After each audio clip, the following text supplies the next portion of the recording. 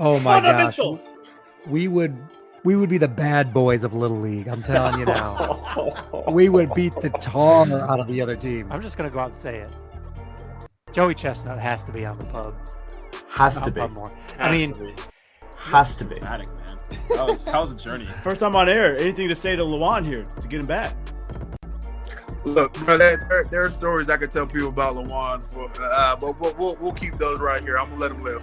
So smart, and my team is so dumb. My coach he looks dumb. He's a big baby. This Dude, man, those graphics.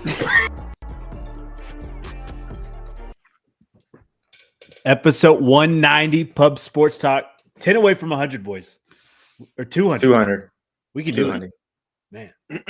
Crazy. Started off with just a dream. Now we're here. I'm excited, man. This is going to be good. Preacher Man Fitzsimmons, Devontae Keith in the building. It's going to be another good episode. Three Amigos back at it. It's a Thursday. I'm going to have to bust my tail here to produce this thing by Friday, but we can do it. Stay on current trends topic. I love it. We're going to do it. All right.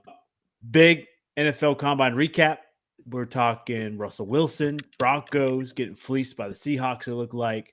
We're talking new rules for NFL and college football, maybe a little Arch Manning and EA Sports, and a little Johnny Football, Johnny Manziel and Reggie Bush. We got it all covered here. I'm excited for this. It's going to be a dope episode. Let's dive into it. I don't have any trivia for us. Just I'll pour some out for the homie, Chris Mortensen, RIP.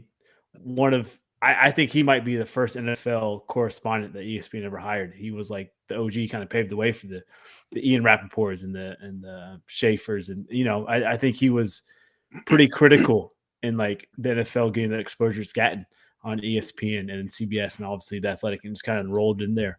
I remember growing up watching him, and I probably didn't appreciate him as much as I did. But he's definitely in my Mount Rushmore of like NFL correspondents all time, I think. And it's going to miss him, but he fought a hell of a fight. I think he was supposed to live months after his cancer diagnosis and made it 4 years. R.I.P. Mort. Mort, baby. But he joined Stuart Scott, cooler than the other side of the pillow. We lost somebody else from ESPN last year. I can't remember who it was, though. Man, I feel bad. I know. I feel like it was somebody, but like, I can't remember who it was. John Clayton. That was another reporter. Mm-hmm. Yeah. I think he passed away this past year. Man. I feel like it has something to do with basketball for some reason. John Saunders. Yeah. Man, we're losing all the goats, the guys we grew up with that made SportsCenter and SportsCenter. So my question for you guys is, who all is your favorite ESPN SportsCenter figurehead all time? Stuart Scott's God level. He's God tier. I think we could all agree that. So he's out of the running because I think he's unanimous. Yeah. One for that was going to be my pick. Yeah, I know. I think it's going to be all our picks. No, that's too. I guess it's too easy. Yeah. Well, it depends on like the desk. My dream desk was always Scott Van Pelt and Stuart Scott. Oh. When those two were together, it was crazy. Like that was always the best show. I would say Chris Berman for me. If you include when they were doing NFL primetime, Tom Jackson and Boone were the best. But Chris Berman made me fall in love with football as much as Brett Favre and John Madden. Chris Berman is up there for me. I like that. Yeah. I'm looking through some names just to make sure I don't forget anybody, because I had one in mind, but I wanted to see if there was anybody that I was missing that I like more. Let me see. Because correspondence. Oh, I'm gonna go ahead and say which one. I don't know if he counts, but Bomani. Monty, yeah. Yeah, Bomani Jones. That dude, I didn't really expect him to take off as much as he did, because there was a period where like I genuinely thought like he was just like a regular journalist trying to make his way on Twitter and stuff, and then he blew up on there. Then he blew up on ESPN, and he like tells one of the few that actually tells the hard truths and the hard questions and stuff, and he keeps it going. He's still keeping it going. So who is this? Bomani Jones. I can't picture this guy. Yeah, I think he was on. Once you see his face, I think you'll see him. Yeah, how do you spell his name? Bomani. Romani, yep. He's, this guy. Yeah. Yeah. I knew as soon as you saw him, you know. Is he on Around the Horn? Is that his? I'm trying to remember what his big show. I think he was on ESPN, but he ended up having like his own highly questionable. Yeah. Oh, that was the big one. That was the show. Yeah. Jesse. Yeah, around the horn. He was also. It says he was also a regular panelist on Around the Horn. Okay, I totally agree. And Lebitard. Lebitard, man. Is that how you say it? Lebitard. I think so. It feels bad, but yeah, it does. It does. Like, I don't think I'm supposed to say that. It's Chris Berman was mine, but I'll pivot here. I'll go Rich Eisen. I still listen to the Rich Eisen show weekly. I love Rich. Him and Stuart Scott were my favorite duo. SVP was a good alternate for me on the desk, taking Rich's spot. So me and Fitz have that in common. But yeah, give me Rich Eisen. Man, he was dope. I love listening to him. He surprised me with his personality. Like looking at him, I wouldn't expect him to have as much personality. Then he killed it with the 40s. Yes, man. I was always excited. Did he do one this year? I didn't see it. I don't think so. Man, hold on, let me do my Googles. Maybe he's out of commission. I don't think he did because I think we would have it would have been clipped or something. I think so too. I did see Tom Brady run a faster 40 than he did his pro day. That's actually at 50 years old. That's wild. Jesse's saying Hannah Storm. I agree. I think especially when this sounds bad. If you just look at the women anchors in correspondence, I think she's number one. For most Linda Cohn. Linda Cohn, you are a big Linda Cohn fan. That is true. Linda Cohn. Yeah. I think you put her in your Mount Rushmore when we did. I think you did, yeah. Maybe I did. Yeah. But yeah, that's a good one, Jesse. Yep. All right. Let's move on. Let's talk a little NFL Combine while we got you guys here. Really, anything and everything Combine you guys saw, you guys watch, anything you want to talk about. Obviously, Xavier Worthy breaking the 40 time. 4.21. I mean, something that I'll be honest, I didn't think we'd see the speed like that in this combine, this draft class. I was wrong. I didn't watch enough film on Xavier Worthy in Texas like I should have, I guess. I do say buyer beware, though. As a Bengals fan, we took John Ross, who had the previous record, and he was same body type as Xavier here. He couldn't take the hits and the brutality of the NFL. Hopefully, Xavier Worthy does not have that problem, and hopefully he has a outlandish career and it's amazing. And I pray to God Kansas City does not take him because I feel like that's something Andy Reid is licking his chops at. Like, yeah, this guy will fall to me. I'll pick him up. Do you think like all of these like improve? Like I saw a lot more improved. I don't think I saw a lot of improved benches, but like I saw improved broad jumps, the verts and 40s. You think there's more access to experience and trainers and strength and conditioning coaches that actually like do research? You know what I'm saying? Like people, trainers that like do stuff that feels right. And then you got trainers that are actually nerds about this stuff. Like they get into the science of how your tendons and stuff bend. I feel like after all those Instagram videos we see all these people running in like random high school fields. I feel like there's like just more access from high school going up to now. So that's probably even more competition in the combine, which kind of sucks for some of these people.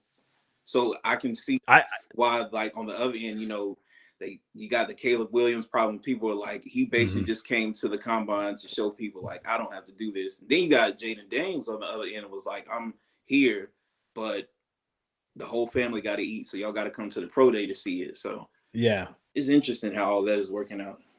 Dude, it's wild. I think you're right. I think we see better strength and conditioning, better trainers in today's game. And like, think even when me and you were going through Devontae, like, it was bench squat, power clean, Yeah, 40, like and like every strength trainer was just like they didn't have a neck, it's and nobody meathead. thought like maybe they should be like a little bit more flexible and all this stuff. Yeah, but also even with like I said with the access, because you notice. Like I said on Instagram, people post their workouts on Instagram, and it's high schools with access to all these like facilities and stuff. I'm like, man, so they really don't have a choice but to be faster. Exactly. So, no, I think you hit the nail on the head, man. Yeah. Yeah. One, I know you were talking about Xavier Worthy with the fast time, but his teammate, I think it was, the tight end, Jatavion Sanders. Sanders, yeah. Showed his ass. I don't know what happened, but like his 40 time was terrible. And I think got showed up by what's brother's name? Theo Johnson. But like Jatavion was supposed to be up there somewhere. And I'm wondering, I always wonder when we see these numbers, like if it's poor, you're always like, I wonder if they did that on purpose so that they think it's like a gamble. Like hopefully this team won't take me, and I like maybe the Cowboys are gonna scoop me because they're a lower pick. And I always wonder if that goes through their head too. I don't know. Like, I feel like that's almost suicide. Like, that's the hugest risk for a very little reward. Like, at least in my eyes, like, dude, if I bomb this 40 and like I could go from first round money to third round money. And like, it's the money. Now you bring it up another. I forgot about the money. Yeah. So, well, he wasn't going first round anyway, so there's that. That's so true. I guess he figured that. But I saw that. I saw you put the graphic of Sam Hartman. That man is slow. Dude, I think he's gonna get a lot of money off of it. He was one of 3 quarterbacks that ran the 40. Yeah. And he was and he looked the best doing it. That flow, baby. Yeah. He ran faster than Spencer Rattler. Oh wow. Yeah. That's kind of nasty. But yeah, he's probably gonna get a lot of money off of, just like Tom Brady. You got a new poster child, except Tom Brady's actually good at football. I don't know. I'm head and shoulders, I'm giving him the bag. That or did Gardner Minshew? What commercial did Gardner Minshew have for like the mustache or something? Oh crap, he did. Could be like Swatch or like one of the beard washes or something. I think he already is. Actually, now that I think about it. Yeah, I'm gonna have to look it up because I think he did it with like Uncle Rico, maybe. Yeah, or that was the ESPN one. I don't know. I'll have to look it up. But yeah, the combine, it was pretty cool. I like watching it just to see who are the sleepers in it. I'm trying to think. I think Luke McCaffrey. Yeah. Oh Luke yeah. McCaffrey. I think he did all right. I'm pretty. He sure. edged his brother out. He was a tenth of a second faster than Christian. Yeah. Bragging rights, baby. Got a new. I don't know how that's going to translate to the game. I don't know, like route running and stuff, but that's bragging rights. That's all that is, baby. Yeah. I agree with you. I'm for it because I am too. Fitz, any thoughts from you on this combine? I'm just as you guys have been dropping names, I'm just pulling up their overall score, kind of what are they saying strengths and weaknesses. I mean, with the combine, it's always like I'll be honest, I'm never as invested in the combine as much as people. I think more of it is, I don't know. I'd rather look at game. I'd rather look at their history, their statistics. I think there's a lot of argument of these guys not throwing. They're not doing the drills because they say, hey, the film's out there. Yeah. And I feel that's like what that's matters. kind of what that is what matters. Yeah. Like that guy that ran the fastest 40. Mm-hmm. What's that guy's name? Xavier Worthy. Xavier Worthy. Yeah. Like the big knock on him is, he does well with routes when they don't ask a lot of them. It's like, what does that mean? It's like, and he weighs 165. Like you're looking for Justin Jefferson or Tyreek Hill. You're not looking for John Ross or Jalen Reagor or or Marquez Valdez-Scantling, like these guys that can run like a deer in a straight line. Mm-hmm. I think the other one was like, there was a cornerback that ran out like one of the fastest. Nate Higgins from Clemson. Yeah. And the real question is, it's like, well, can he cover like Sauce Gardner? Mm-hmm. You know, Right. like what is like I'm not Sauce Gardner didn't have like the 40 time that made you go, oh my gosh, this is the next big thing. But that's not what makes the player. So I don't know. I always struggle with the combine. I usually just kind of like whatever. I don't really pay attention too much. I do think it's funny. It'll be interesting to see, you know, just put in the back of your mind, there's a lot of hype around JJ McCarthy now. Like I've just seen a ton of hype out of this guy. He balled out. And this raises my question of like, what's going to happen when he plays like dog shit in his first season? You know, are we going to remember in the combine when they were really hyping this guy up? Yeah. Would be something. And like where he is, like his overall score, you know, I should almost screenshot this, like these results. Like the quarterback, they've got Caleb Williams with the highest grade. I saw that. Which that's Jaden fucking Daniels, outlandish. Drake May, Bo Nix, then McCarthy at 5. Yeah. Michael Penix, number 6. Spencer Rattler, 7. Jordan Travis, 8. Yeah. I don't. It's just like how to determine all this. I don't know. It's just interesting to see, like, and then like, does that come into play for the draft? Like, you know, how are these quarterbacks going to get drafted then? And then what are we expecting of them when we start the season? Who set these grades? Like, who was giving them these grades? Whoever wants to. The people. Yeah. I feel there's so many like imaginary jobs up there. I'm just thinking like, how do I get a piece? How can I get the yams for real? Absolutely, man. Fly us out to Indy. We'll grade the shit out of these kids. Yeah. No, it's wild, man. And I look at it.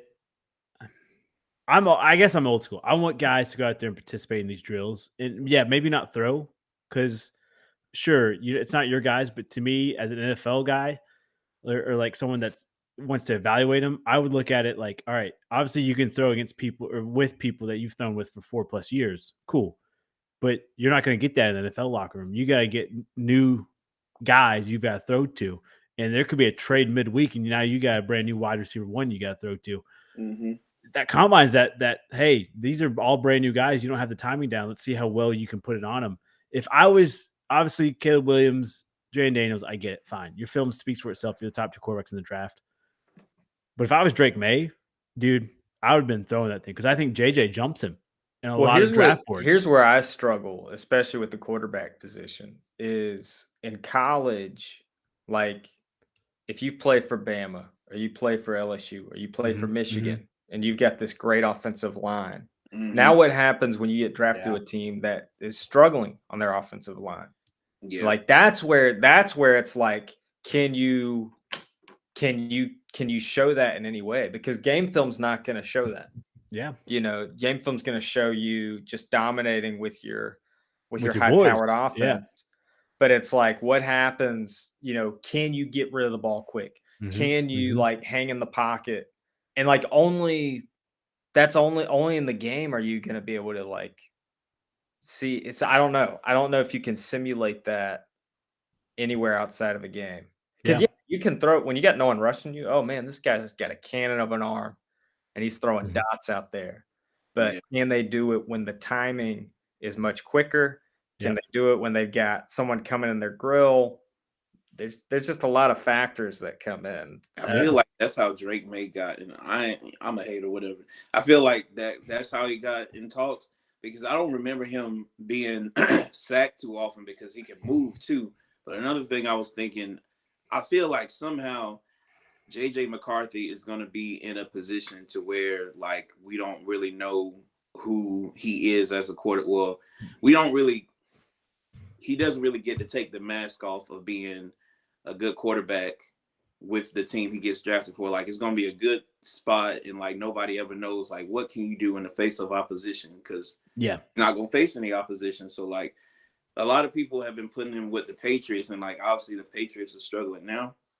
But I'm thinking of like any other team that he could probably be placed with that is actually in a good spot. Like I don't know if he's going to start. I really don't think he's a starting quarterback. But if he can get that imagine him being a QB2 and like he's just skated by and being a QB2 and he's already on a good team. God. Dude, I totally agree with you, Keith. Yeah. All right, so wrapping up the combine here, give me your top shelf, so the thing that impressed you the most about this, and then bottom of the well, house liquor stuff, the thing that you did not like coming out of the draft. So I'll give you an example. House liquor, bottom of the well here, it's Caleb Williams for me. Refusing the medical evaluations. Basically, it seemed like to me you just showed up for the free gear. And like your excuse was nothing really. That, okay, whoever's going to draft you is going to get your medical records. Sure. I did like Jay Daniels, like, hey, my boys are going to eat. You want to see me throw? Come watch my boys and me eat on pro day. I like that excuse. That's fine. But at least he went through the evaluations too. So bottom of the, house liquor, bottom of the well here, Caleb Williams for me. Top is the running backs, man. They balled out in the combine. I really like watching, obviously, Jalen Wright. I was huge on him during the season, but I think he had a great combine. Trey Benson from Florida State was amazing. Jonathan Brooks from Texas. Blake Corum from Michigan. Like, this is, I said it was a deep wide receiver draft. This is a deep running back draft as well, and I'm excited for it. So that was my two into the spectrum here. All right, I'll go. Top shelf for me, obviously, I got to go with the big boys. The offense. Well, I think the defensive lineman and offensive lineman went on different days, but whichever drill that is, where like they take the football and like they make you go this way, that way. Bro, linemen are getting agile as hell. Like I'm sitting here watching these guys. I'm like, so you know how like you're shifting and you're trying to stop. A lot of them could stop on a dime. So I'm like, wow, that's pretty good. I don't know like how you judge that, because it seems like all of them can do that. They're getting faster. Like is crazy. As far as bottom shelf, I'm not gonna lie. This emphasis on the 40 kind of sucks to me, because like I remember I sat here and watched it, and I was like, you get 40 yards and a bunch of space to see how fast you can be in a straight line. Yep. What about everything else? Like everything, like I said, with the broad jump and the vert, like nobody said shit about that. Nobody tried to break Heath Evans.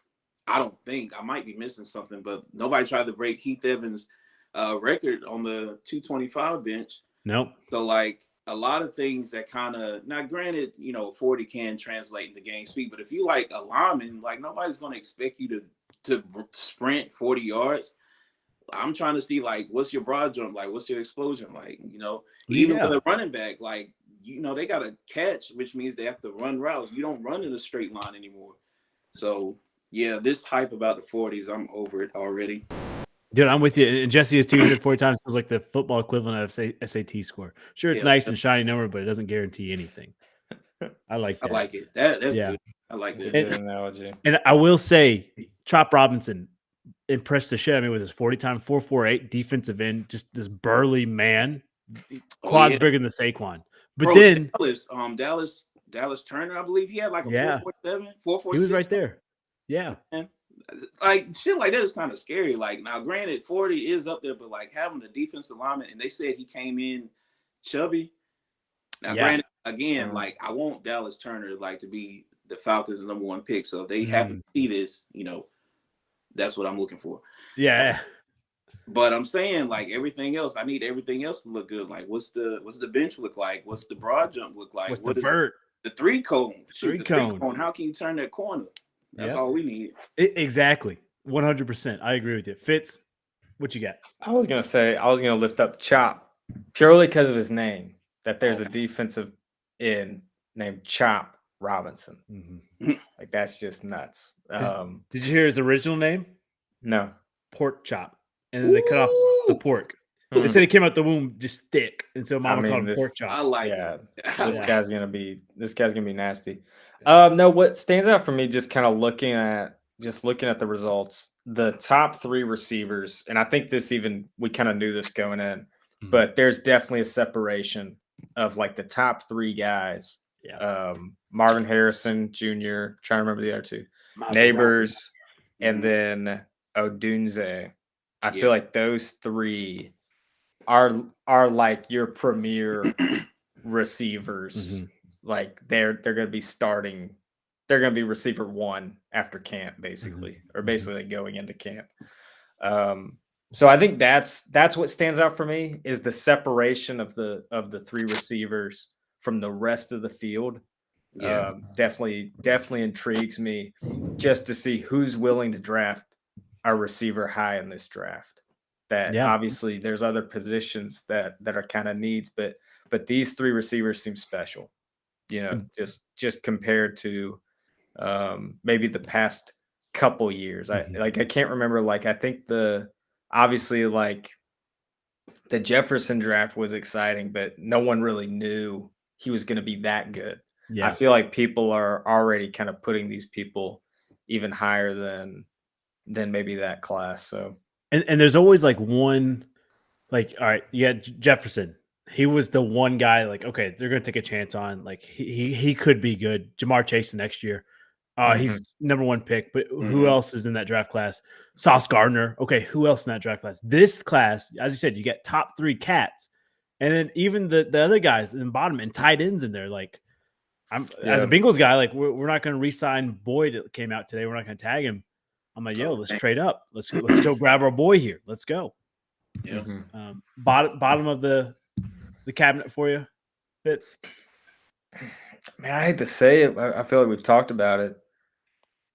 The QBs in this class, I'm just not. I don't know that I'm sold on. Exactly. I'm with you. I'm completely with you. I think I'm finally like buying into it. I think at first I was like, they'll be okay, and then I think as I've been thinking about it, it's just like, yeah, I don't know that they don't really excite me. It's just really weird.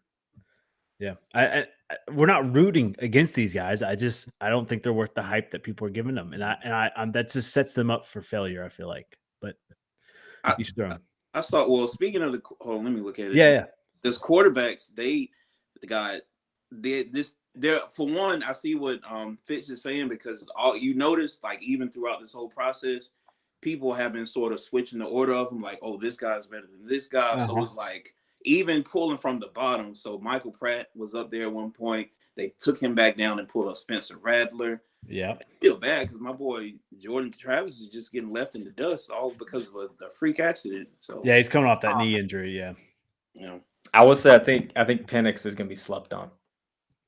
Like he's one that I actually am interested in. Yeah. I think he could be pretty good. He worries me because the ACL and the age, but we'll see. Slept on that, and maybe that's where I think is. I feel like a quarterback is going to emerge, but it's not going to be. It's not going to be the expected to be like they got this guy in the 4th round or the 3rd round or something like that. That's kind of what I see with this class. Dude, I agree with you. I said it last year. I don't mean to toot my own horn, but I said CJ Stroud has the best chance to be the best in that class. Anthony Richardson has the chance to be the most exciting in that class. And Anthony was until the concussion. It kind of derailed that part. This year, I just don't see anybody that like stands out to me, kind of like Fitz says. And then like slept on Michael Penix Jr. I can see it. But then also, I don't know. Like, I don't have that feeling I have with like Anthony Richardson where I'm like, that guy's got a little spark to him. This class, I'm like, it's hard for me to judge. But I do think Penix has the best chance. Because he's played in some great offenses. He's put up the numbers consistently in different teams. And again, like who's being hyped is Caleb Williams, who, just had a dud run with USC. It felt like terrible, terrible 2 years. Just not really much success. Drake May, who similarly with like UNC was probably one of the best they've been, but they still they kind of struggled as well. Exactly. And then McCarthy, who does have that resume. What he throw it like 11 times in the national championship or something like exactly. So it's just like what no one's really standing out here. Yeah. Jordan Travis was like the only one that kind of he carried. Yeah. Now that's that, and again, that's another guy that let's like where's he going to get drafted I feel like he could get kind of drop in the draft, so to speak, when he's really the guy. Yeah, Penix or Jordan Travis would be be kind of my pick to who I would actually take a chance on. Yeah. I like that. Yeah. All right, let's move on. We're going to talk a little NFL grades. And I like that the NFL's doing this. The NFL Players Association, they come out, it's all what's the word? Hidden. Like you don't know who's voting for what here. But I just enjoy them doing this and kind of putting the owners on blast here. So I'm here for it. We're going to start with the locker room grades, which this is, to me, any NFL locker room is a downgrade. How do they determine college? Like the room itself or the people? The players grade them. The players grade it. Okay. So this comes straight from the players. Visiting locker rooms? No, home locker rooms. Home locker rooms. Yeah. Okay. Now, I think any locker room you go into the NFL is a downgrade compared to your Bamas, your LSUs, your Notre Dames, your USCs, because you got to think that's how they spent money on these kids to get recruited before the NIL deal was like, hey, we can't give you $12 million, but we can put $12 million in the locker room for you. We can get you a barber chair. You don't have booster influence like they do in the SEC. Yeah, exactly. Yeah. So the top of that list, Vikings, Dolphins, Cowboys all get an A. Raiders get an A minus. The bottom of that list, F minus, which I don't even think that's a grade. I'm a teacher, and that's not a grade to me. Commanders, F minus. Falcons F, Chargers F, Cardinals F. Bro, F minus is crazy. But if I'm not mistaken, the Commanders were at the bottom for a lot of stuff. And I was looking at like the Falcons. From what I didn't really like read anything about it, but I'm guessing it was like aesthetic and comfortability and stuff. Yes. And a lot of this shit kind of makes sense. I'm not even gonna hold you because they don't. You ever notice like sometimes they'll take pictures of the locker rooms? Mm-hmm. I think I only see the middle of the Falcons locker room whenever they win. You see the big Falcon in the red light. Past that, I don't see anything. So it's like they know the strategic place to take a picture to make it think like, yeah, they're living the life. Yeah, man. In reality, they say like, no, man, we still got like splinters in our lockers. Dude, I know it's hard to say. I use them as backgrounds here, but if you look at the Vikings locker room compared to the Commanders right there, the Commanders looks like what we had in high school almost. The wooden lockers, and they were at the bottom of the list last year. The owner said, okay, we got you. You guys had stools last year. We get you chairs with backs. That was the upgrade, right? It's wild. And you look at the Vikings, they have leather chairs. Bro, are you for real? They really have wooden lockers? Yeah. That shit is crazy. Wild. Absolutely wild. That's so disrespectful, man. Oh, God. Making millions. Yeah. I guess it in a varsity high school locker room. It's crazy. All right. Let's move on. Unless Fitz, you had anything about locker rooms there. I'm just looking at all these locker rooms. It's interesting how they determine that. It's all based off players, what they graded themselves. So, yeah, I agree. All right, food/cafeteria. Eagles, Dolphins, A. Texans, 49ers, A minus. Bottom of that list, Bengals with an F minus. Chargers, F. Saints, F. Rams, D. Now, I've said this for almost 3 years on this podcast. I've said it for 30 years of my life. Paul Brown is a terrible owner. He's cheap. The whole Brown family is very cheap. And they don't do any free meals. They used to never feed the guys. Well, now they said, okay, we'll give you one free meal Wednesday for lunch.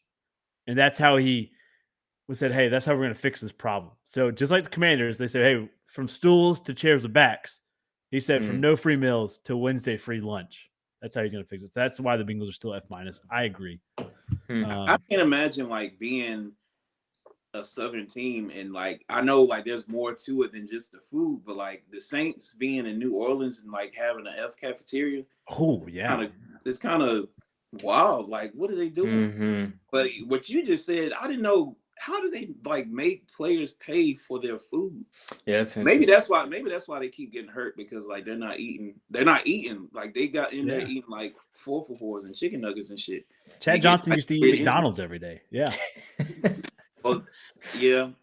McDonald's had better quality then, though, to be honest. Yeah, that's probably true. And, I'm glad you said about the Saints thing. I did a little research here.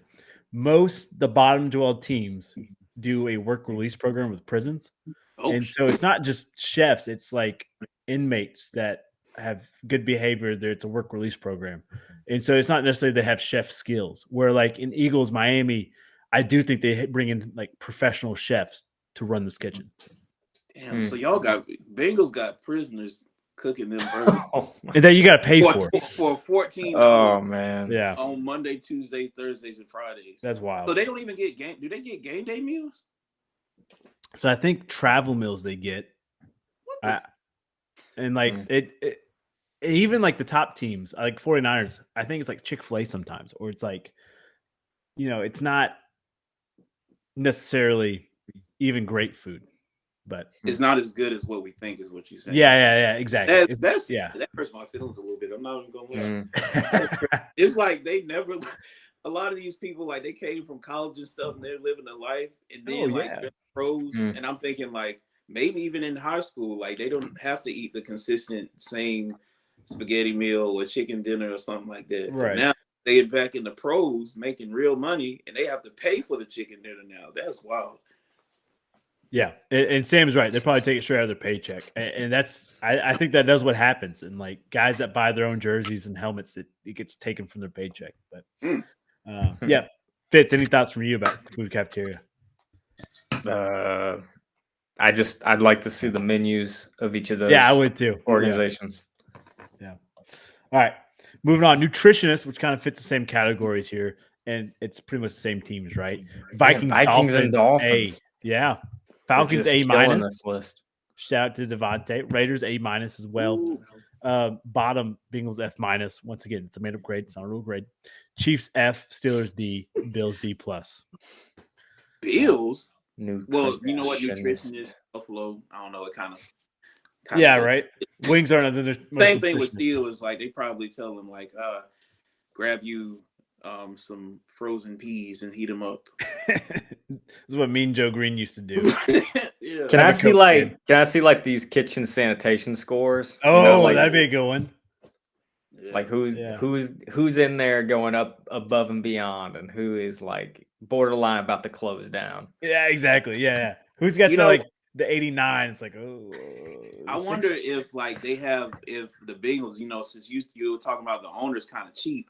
I wonder if they have that sort of thing where the strength and conditioning person is a nutritionist. So they're supposed to only know one thing, but now they got to tell them like, eat some grapes with that Chick-fil-A that you just paid for or something. Yeah. No, you're absolutely right. The fruit salad with the waffle fries.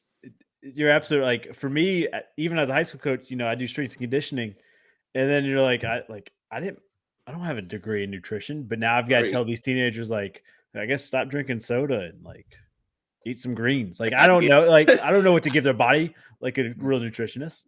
Yeah. Drink water. Yeah, hydrate, baby. That's all we got for real. Drink water. Stay hydrated. Exactly. Keep it clear. That was our rule. Yeah, keep it clear. But yeah, it's cross country might be a little bit different. The rule of thumb's the same though. Yeah. Weight rooms. Top that list: Bills A+, Dolphins A+, Raiders A+, Jaguars A. Bottom of the list: Patriots, Falcons, Browns, Chargers. Patriots and Falcons get F. Browns get D. Chargers, you know what? This is. You know what? I'm gonna sell this. The Patriots have that Rocky Balboa gym. Like they go out and like run hills and shit. Like they're like out there in the woods, like barbarians. They're the Patriot way. Bristol, Connecticut. Just for all we know, the Bills are trying to be who is it? Drago in the the fourth Rocky. Yeah. Like they're supposed to be the team, but yeah. Fucking Josh Allen getting chewed up with steroids. I don't know if I buy this one. Like it's all about the work you put in. Weight room. Who cares? I will say, if you look, they might run out to the Revolutionary War field or some cemeteries, some Revolutionary War cemeteries, all that stuff. Yeah, Battle of Concord up there. Yeah. I tell you what though, if I wish I could expand these pictures more, but like the Patriots looks like the YMCA basement compared to the Raiders that has the indoor turf, that has the brand new stuff. Like there's a difference in equipment, but I think Fitz is absolutely right. It matters the work you put in. And you got to think most of these guys don't train on site anyways. Yeah. They have their own trainers. They have their own gyms at the house. This is really just it doesn't matter in the long run. So this I is agree. Globo Jim versus Average Joe's. Yeah, there you go. Come on. Michelle. This looks like Duke's gym. Yeah, does it? I'm looking at the Falcons, and when I first saw this, I was like, you know what, that kind of checks out because they've been looking weak for the past like years. Like they can't get any push anywhere. But like, which made me scared. Now that you mentioned the weight room, like I'm kind of glad that Bijan kind of trains by himself because man, his Achilles. You know what? I'm not even gonna speak that. But either way, his body will go through something, and I don't want to see that for that young fella. I like that. Treatment of families. This one, oh god, I will say this is bad. All right, first of all, Haggy, bad spelling of families there. Hey, I haven't had a misspelling error in a while. No, you did well. You got nutritionist. Yeah, that was tough, man. I had to sound that thing out 5 times. Yeah, I thought there were too many T's in it, but no, you were right. The I before the E got me on this one, boys. No, I'm just kidding. I was typing it too fast.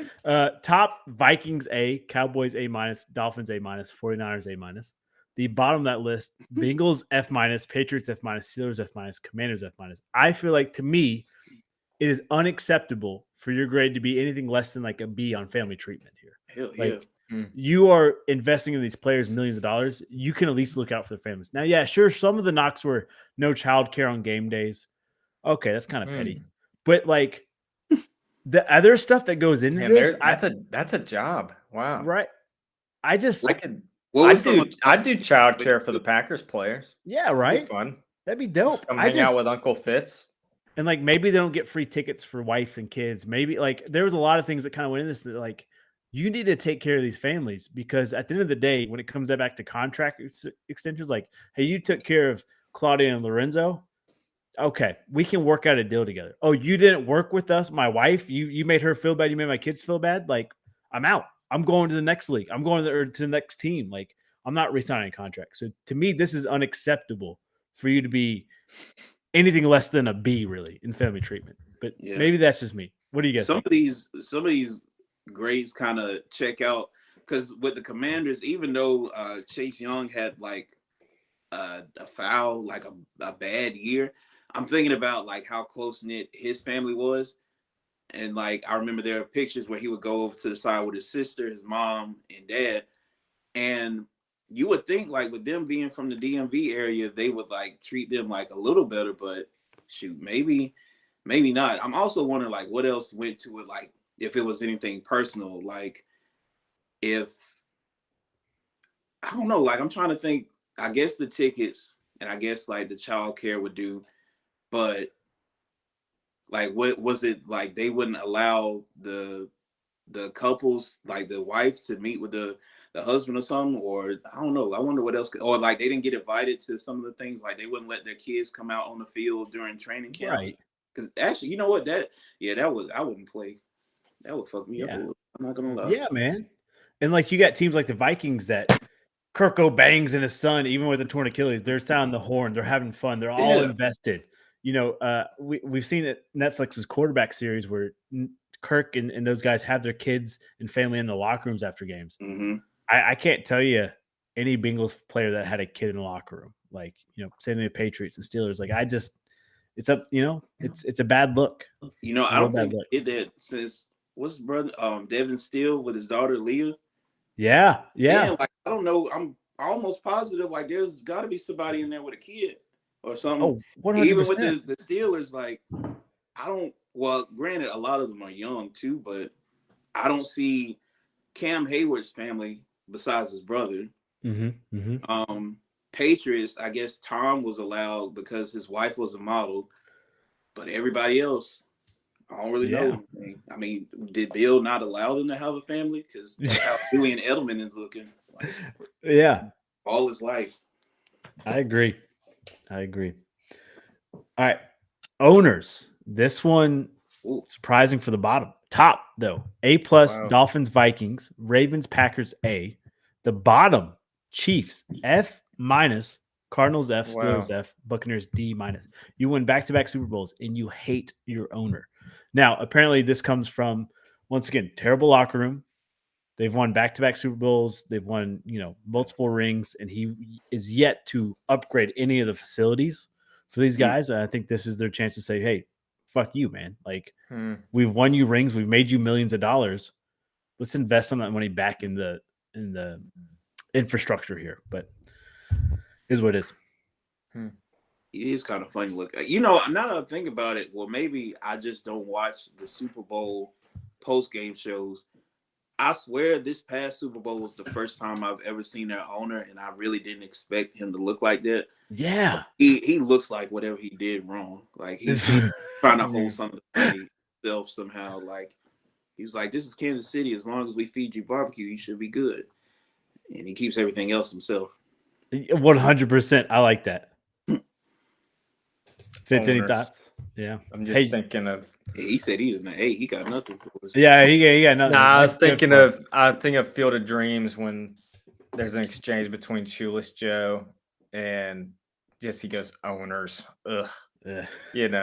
That's how I always feel. I just feel like, get rid of owners, man. Yeah, I agree. Like even the fact in the Super Bowl, the first person to talk was that guy. Yeah. Was that guy after Mahomes' incredible performance. Man, come on, man. They kind of you kind of look at it. If you look at them, they kind of like everybody kind of looked at him funny because it was like I was like, who is this stranger on stage? Yeah, and he snatched the mic first. I'm like, bro, who are you? I don't know. What's interesting is the Packers don't really have an owner, right? Like we have. That's true. Really? They have millions of owners. You could be an owner. We have a president or whatever. We got a GM. We got whatever, but we don't have an owner. So that's like, what I'm curious if the Packers get an A for, all those part-time owners. It seems like it works then if y'all were to be able to pull an A, because I was just thinking, like, what if they gave some of the power back to some of the former players? Because I always wondered, like, I get an owner has to have some sort of business acumen, but like if they were to take the Packers model and give a piece to like a former player or something like that, like to have, imagine Marshawn as partial owner of the Seahawks or the Raiders. How would that, they're already doing pretty well. Like, I wonder how would that impact like recruiting? How would that impact free agency, hiring, all of this stuff? So I don't know. It might be something to look into. I agree with you. 537,000 stockholders. Yeah. Damn. Green Bay. And Nigel Jones is one of them. So shout out Nigel getting an A. We give him an A. Baby. Spoke Jones. So. On the flip side, head coach, Chiefs get an A+, Vikings A+, Lions A+, Steelers A. Bottom of that list, Raiders D because it's McDaniels. Okay. This is not AP. Commanders C, Falcons C+, Buccaneers B-. So E+. Across the board. No one got an F? No one got an F. It seems like across the board, people like their coaching staffs here. I do love Dan Campbell biting kneecaps being A+. I love that. I'm here for that. That's deserved. I think Falcons, obviously, Devontae, you feel a certain way about Art. I'm not. They can feel however they want to feel about bruh, but I will say, like, during that whole fiasco, aka the season, nobody really said anything discrediting him. Like they tried their best to have his back, and it just didn't work out. So I see why they put it. Maybe he was like a genuinely cool guy. Yeah. Off camera, because like on camera, he was a dickhead for real. So maybe he was just nice to them, that type of thing. Or maybe he just let them do whatever the hell they wanted to do, and they were like, "Oh, coach is cool." So I gotta go back to owners. Maybe they just like laughing at him, like just like looking at him and laughing. I like that.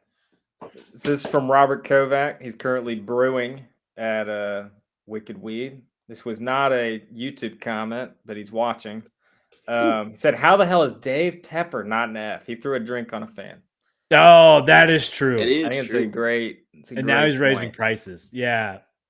Maybe he got point. What is this poll? I think that raises the question. Like, what is this poll? I think they it's say by the you don't players. know who's voting. Like they said, I think whoever the players are that are actually in the NFLPA, because they actually do have it's like a list of players, like who's a representative for this team and all that stuff. Yeah. So you probably got to count those players too. But then I guess they sprinkled in a few either rookies, first year players, or like seasoned vets. Mm-hmm. So like now I'm thinking with the Panthers, like who do they even? I wonder if they are kind of disconnected to the fans. You know what I'm saying? Like Tepper probably got the results and then like altered them. And then, I like, could see that. Oh, Yeah. He's real petty. So I like that. He seems like it. Jesse saying I'd run to the wall for Dan Campbell. I agree. Everybody would. I'd do anything. Yeah. Anything he says, I'd fucking do it. No questions asked. Love it. Mike Tomlin being I think he's just a cool cat. Like I don't see anybody beef with him. But and then overall grades here: Dolphins 1, Vikings 2, Packers 3, Eagles 4. Bottom of the list: Commanders 32, Chiefs 31. The reigning back-to-back champs. Overall grades to the second worst team. Chargers 30th, Patriots 29th. What goes in the overall? So this is all their grades combined. Oh, okay. And then I guess like any extra comments or grades that the players added on or anything. But and there was a few categories I did not go over. I just picked the top 7 that I thought was worth something. But there was, I think, 4 or 5 other categories that we could have went into. But yeah, I mean, I'm not surprised Commanders are the worst. I am surprised Chiefs 31, bottom of the barrel. But I guess that just shows how much ownership just they fucking hate. Dolphins 1 though, Vikings 2. I feel like must feel good to beat the Packers. For the Vikes there. Yeah, but you can kind of see with those teams, like you don't really see, you have like team distractions or something. You don't really see that with anymore. Like when we were coming up, like some of these teams, like it was always, matter of fact, it was always some, I think, not with the Packers, but like with the Eagles, it was T.O. and the McNabb, and they were always fighting. Yeah. With the Vikings, I think AP just kept beating kid or something. And then the Dolphins, I don't know exactly, but I'm pretty sure something happened. So now, like, everybody's happy. Everybody's cool. They're getting paid. They're winning. I guess winning helps too. So yeah, I think it helps a big time. Yeah, I agree. Fins up. Jesse says life's good for him, and then not so hard. Knock life for the Fins. I agree. I think Miami's doing everything right. They're just not winning playoff games when it matters. But we'll see how that goes. Yeah. All right. Let's move on to NFL brand new rules here, or proposed rules. They're not new yet. Most of it dealing with kickoffs here. No onside kick until the 4th. You have to announce when you're doing it. You have to declare, hey, I'm going to try an onside kick. Now, you can do an unbalanced formation, unlike in the previous couple of years. So you could overload a side now. Okay. I get it, but I do love the element of surprise onside kick. I just love it. I'm here for it. Me and Devontae coached together. I think there's a few times I called surprise onside kick to come out a half or something, just trying to get the juice going. There's target zones for kickoff now. So both kickoff team starts at 40, return starts at 35 to reduce injury. If you kick the ball into the end zone, it's automatically a touchback to 35. If you kick the ball and it lands anywhere from the 20 to 35, or 20 to the goal line, and they do a fair catch or whatever, the ball goes to the 20 now. And so there's different target zones. So it's going to try to bring back the kickoff in the game. Oh, okay. Instead of just having a touchback every time. And then no more chain gang. They're going to try to do a Hawkeye review system, the cameras, all the technology. No more chain gang. Yeah, fair. Well, man, are they using AI for it or something? Or it's a hawk ball tracking system. Oh gosh, I hate this. Now, what happens if somebody spits on it and it gets it off track or something weird like that?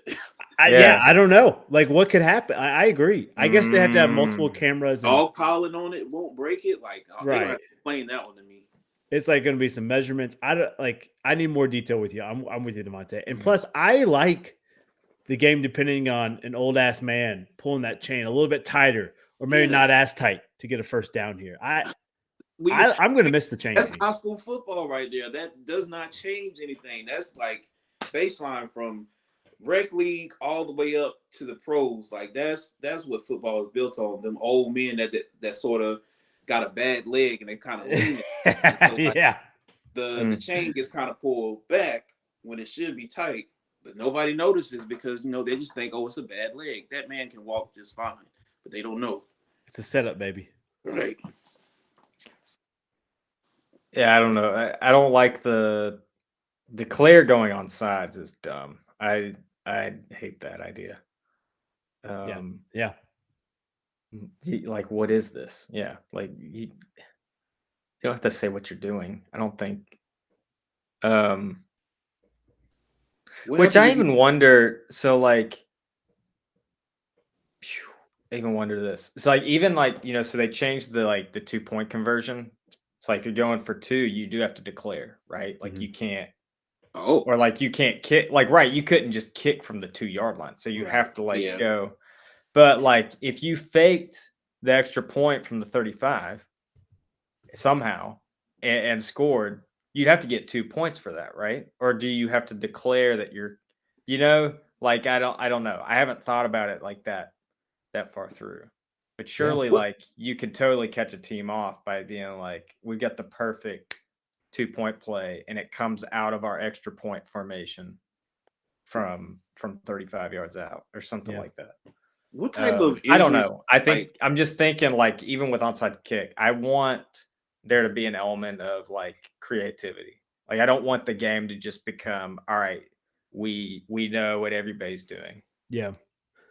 And I guess with the unbalance, you can have some fun. Like back at TC, we would have 9 guys on one side, and then we'd have 1 guy on the left side, and we'd have Nigel Jones on the very sideline, like barely in bounds. And so it looked like we're kicking to the right. Kick would hook it left, and now Nigel's going down the sideline to catch it. Like there was some creativity, but still, you're taking away the huge element. Now I could see if it's now when you're unbalanced, you can only kick on sides. I could see that as like a, like you can only stack it if you're going to or something like that. I don't know. Yeah. If they're worried about player safety or something like that. Yeah. I like the idea of target zones because it sounds like right. So you don't want to kick it out of the back of the end zone and you don't want to kick it out of bounds. Yeah. So you're basically just working those coffin kicks. Yeah. Mm-hmm. What type of injuries are we preventing by having people declare like, hey, I'm about to do this? Even with the kickoff, like what do you mean? Like that's not gonna stop somebody from I don't get that. Yeah. Like and then like what happens if you declare an onside kick, but like you notice something, like you notice somebody like kind of peeling back and you're like, oh, you notice somebody that can't catch is on the 45, so you kick a regular kick. Do you get a flag for that? Right. Yeah. Or like you be like, oh, and then if you do it, you're like, dang, I forgot to kick on the side. I hate too much of it. Yeah. Like how do you police it? Come on now. There's a way around everything. That's how I live. There's gonna be some loopholes. Bill Belichick will figure it out wherever he lands. Oh, dang. Yeah, I forgot about that. It's crazy, right? All right. Let's just stay with the new rules here. NCAA proposed new rules. Tablets allowed on the sideline at halftime. They were previously not allowed any technology on the sideline. Helmet communication. So goodbye. Finally. The graduate assistants in 7 different colors. Good Lord. 5 systems. And let the quarterbacks learn what it's like. Exactly. Yeah. Gosh, this has been long overdue. Sorry. It has. I like this part. The tablets, I think you have to adapt with the game. And so having the new technology, having that, I think it's amazing. I think it's what we needed. 2-minute warning timeout. I don't know if we need that. Wait, what? They have a 2. What? Then now they didn't have one right now. Yeah. And proposed is they're going to do a 2-minute warning timeout, which to me, I've always liked the college rule of you get a first down, clock stops to the chain moves. And like, so your timeout's kind of building, hey, you've got to earn that time to pause. You've got to get that. So I've always enjoyed that. But I guess game's changing. They do that. So they'll still do the clock stops after a first down sort of thing and then wind. If you go out of bounds after that first down, so now it's or within inside the 2 minutes, the clock will stop after a first down. But after that, you've got to get out of bounds. Or sorry, before the 2 minutes, you've got. But like they'll move the chains, right, and then it starts. No. They pause it. No, it's like the NFL. Rid of that. It's rolling. So they've gotten rid of that. So they've done that last year. They got rid of it, and they've kept that more NFL rule. Now, I didn't know because I didn't watch college football. So. Yeah, now you know. This guy. I've been out of it for a while. Yeah, but I think we all are in agreement. Technology in college football is what we needed, and I like this part. I'm here for it. All right, let's move into very quick 2 roundups of news here. Let's start with Mr. Dangerous Unlimited Russell Wilson. Broncos will cut Wilson. He gets $85 million. It'll cost them in dead space. So he's still owed the money. Now, let me remind you guys, 2 years ago, the Broncos traded 5 draft picks, including 2 first rounds, and also 3 players, all for Russell Wilson. And now the Broncos are cutting him. They're getting nothing in return. They're losing $85 million unless someone picks him up. And they've given up 2 first-round picks and 2 second-round picks for this guy. And literally all those draft picks have worked out. Like yes, all of those guys, like banger after banger after banger. Yep. Boy. Sean Payton, man, looking kind of funny in the light, for real. And I think we all could agree Sean Payton's a little sketchy. Something's off about him, and I think this is kind of like, yep, something's really off about this Tight guy. his lips are. You ever notice that? You look at him, and then like his lip is like a what do you call it? A semicolon. Oh, like nose and lips, and like it'll cover it all. I like that. I wish I had a picture of him. Put it up. I like that. Fitz, thoughts from you? So they'd lose $85 million unless Wilson gets picked up by another team. Correct. And they could. So he's going to get his $85 million. If a team comes in and picks him up, let's say Patriots, they can sign him close to nothing, and Broncos still have to pay him the remainder of that. So hey, we're going to pick you up on a 1-year, $2 million contract. Broncos are going to pay him $83 million. Man. Oh, so Russ is a hot commodity. Oh, dang. So that means the Falcons probably going to look at him too. Dang. Yeah, they're going to get him for cheap. Shoot. Yeah, I'm still scratching my head on just what happened with Russell Wilson. I feel like I could see him getting back, but then the reality is it did feel like the Seahawks were like excited to get rid of him. Like they knew something was off before anybody else did. So I don't know. I think this is one of the weirdest. This is one of the weirdest careers for an NFL quarterback that I can remember.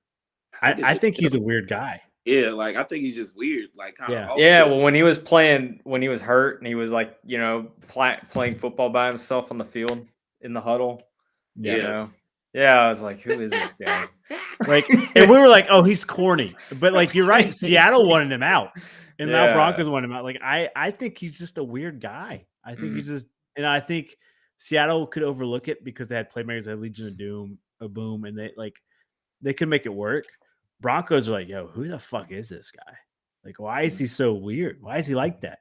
I think he was like, because Russ was, I think it's one of those situations where like Russell Wilson cannot be the vet. You know what I'm saying? Because like for the Broncos, I think it was him and I don't know who else was like older. Like maybe not even one of the linemen because they had fairly young linemen. So he cannot be the vet. Like you got to have another vet to sort of balance him out, like his weirdness out. Yeah, dude, I 100% agree with you. Someone who disagrees with us, Sam, he thinks Russell Wilson will win another Super Bowl before he retires. You bet the He'll house. Bet everything on it. The house. Good night. Don't listen to Sam. Yeah.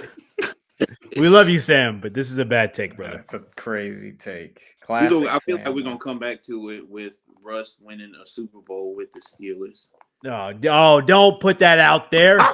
No, that's interesting. Oh man, Come on now, it's looking kind of weird out here. And I'll quit. I saw a video that said like apparently a weasel chewed through a wire for a particle accelerator in maybe whenever the year Harambe got killed. So like that's since Harambe, like everything been getting kind of weird. Maybe what Sam said, because like the whole world is a wild card right now. So I don't know. It could happen. It might. You know what? It might be with the Raiders. Even crazier. Hey, I'll take the Raiders. Not hell no in Pittsburgh though. All right, last topic before we do a random question in our pub parlay. Menzel stands with Bush, and he will no longer show up to any Heisman ceremonies until Reggie gets his trophy. I think we can all agree Reggie deserves his Heisman trophy. To me, I've said it years ago that he should have never given that trophy back. He should have, yo, homie, I lost that. I lost in the move, whatever. But he's a better guy than me, I guess, more righteous. Yep. I like it. And I think after the documentary came out last year, it's like, all right, Johnny was definitely getting money on the side. Why does he get to keep his Heisman and Reggie doesn't? I think it's a new landscape. I think we all can agree he deserves his Heisman back. And shout out to Johnny Football doing the right thing, I guess. It's going to take more than Johnny Football. They're never going to do that. Yeah. Because they have to admit they're wrong. It just opens a can of worms. Then you got to give the Fab Five their banners back and all. Which I agree they should. They should. Yeah. And it opens up all of these cases that. Yeah. And they'll never admit they were wrong. Ever. No. They're too prideful. Yeah. Which I don't know. Like, you're right. They would have to come get that back in blood, to be honest. Yeah. And I don't know. It is kind of messed up that I'm not even gonna lie to you, because I'm kind of prideful. If they only gave it back just after Johnny Manziel said that, I probably wouldn't take it back, just because like it's just the principle of it. Like, you knew what you did wrong, and it took I don't want to call him out his name, but like he was an addict at one point. He took money, and y'all knew it. He wasn't that great in the league. He didn't really represent his school that well, and y'all let him keep his Heisman, and he has to be the spokesperson for me. And then after how long has it been? Has it been what, like almost 2 decades? It feels like it. It's like I think like let's see, he won it 2005, 2004. Really? Yeah. So that's 20 years, and now you like, oh, my fault. Man, hell no. I'm with you, Devon. Like I think my pride would get me to it too, but I would take it and like get it, take the picture, and then just smash it. Yeah. I would never show up to a Heisman ceremony ever. Right. Fuck them. Yeah. It's a bad look. It's a real bad look. All right. Let's go on to our pub parlay. Guys, once again, I messed up. You guys did your job. You guys both picked dogs. I picked the easy, give me the safe bet, and it cost us. Can't do it, dog. I'm telling you. Should have went all dogs. I'm telling you. Big weekend here. March Madness popping off. Conference tournament starting off. We got Duke UNC on Saturday. We've got NHL. We've got MLB, spring training. We got obviously NBA. So a little footy action, I think. Gold Cup's going on. You guys tell me what day. Let's make some money. And by God, we're making some money. Because shout out Devontae. You've been hot, man. You gave me a couple picks for Sunday night. Ooh. I ignored your hater pick on Caitlin Clark in Iowa. Picked up your Indiana, and I can't remember the other one you gave me. Added Drake the Bulldogs in there. Won a cool $180. Shout out to you, Devontae. I appreciate you. Hell yeah. Yeah. You've been money. I try, man. I'm just a gambler. Like you might not. I don't know. You know what? I ain't gonna speak it. I guess we figured out which day we're gonna. Yeah, whatever day you guys tell me. Have we been going Saturdays or was it Sundays that we were? I think mostly Saturdays we've been getting. Saturdays, okay. All right. Let's see who we going for. Yeah. Hey, March 10th, 11th, North Carolina. Watch out. DraftKings, all them come to town. Nobody bet on Duke UNC. Yeah, I'd say that's a no touchy. No. All right. While you guys look, I do love this comment. Jesse says Russell Wilson eats at Weenie Hut Jr. Oh, man. I do love that. Weenie Hut Jr. All right. Shoot, man. Yeah, it's hard. It's hard. It's tough. See, this late in college basketball, you just never know. I feel better like in February. I got an interesting pick though. You better pray to God you stay away from Xavier. Yeah, I'm not touching them. Okay. Kentucky, Tennessee. You. It's at Tennessee. I know Tennessee beat them back in February. I think And they're the Tennessee was SEC the champs. underdog. I think they were the underdog in that. Tennessee's clinched up the division. I think Tennessee's rolling, and I don't know. I could see them losing to Kentucky and then winning the SEC tournament, like just running. I could also see them winning against Kentucky, and then it doesn't really matter. Like if they go far enough in the SEC tournament, they'll still secure a number 1 seed. Yeah, I think this is a big game for them. It's at home. I'm going to take Tennessee to beat Kentucky. Yes, Fitz. You scared me. I was like, oh. Yeah, I mean, I could see it. It's tough. It's tough. It is tough. Yeah, but I'd take Tennessee. All right. What am I going with?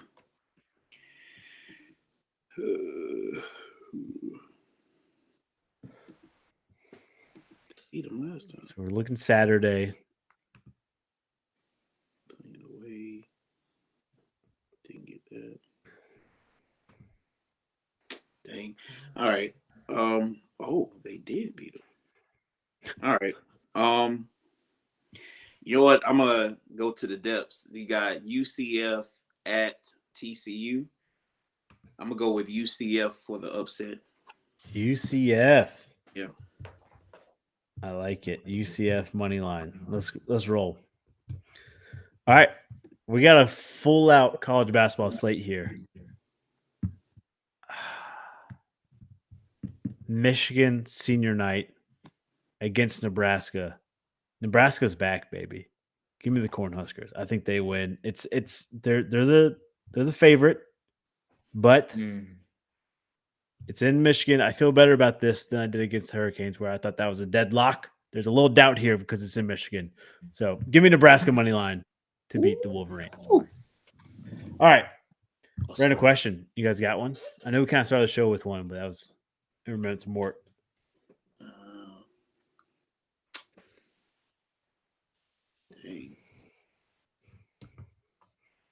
Ooh, I'll take it. Okay. Well, all right. What favorite spring break memory? Ooh, yeah, a lot of places on spring break are going on spring break. We'll start it early. 'Tis the season. We springing forward. Oh, make sure y'all move your clocks forward this weekend too. Oh yeah. Oh man, we're gonna lose an hour. I hate more this. daylight. But I think this is the last time we got spring forward, or do we got one more fall back and then we spring? I can't remember. I don't know. Time isn't real. What do you mean, last one and then we're not doing it again? I think that's what they said. I think Congress voted on it. I don't think we're gonna do the clock change anymore. Which is crazy. Like, they can just vote on time like that. Like, yeah, it's wild. I know it's not real. I like the time change though. Yeah.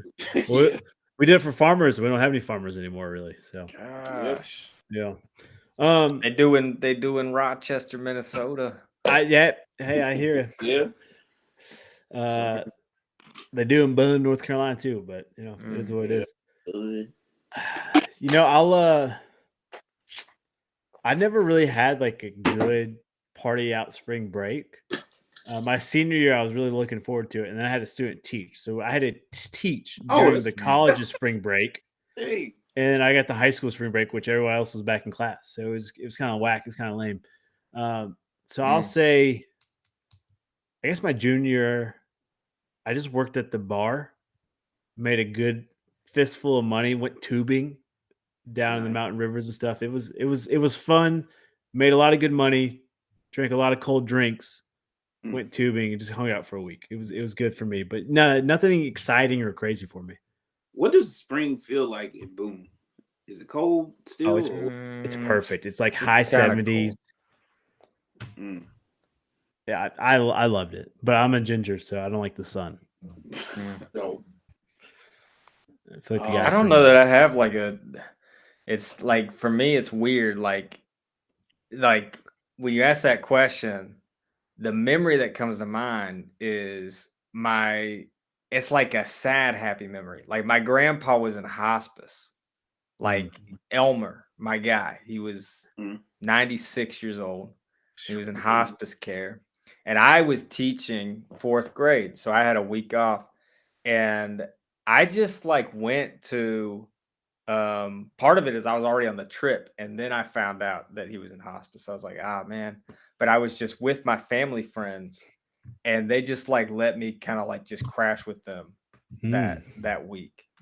And I was just having a rough go. I mean, I think there was a lot of other things going on too, but it was just weird. It was like a happy moment that I just share of like friends being there for me.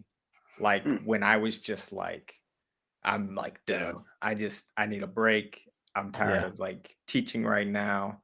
My grandpa's dying, you know. You needed it. It was just like, and it was like a release. It's weird. Like that is a memorable spring break. Like that's still just like, and that also just kind of like moving forward, that was just key. I feel like I kind of picked up after that. Like I was able to kind of reset and really finish strong.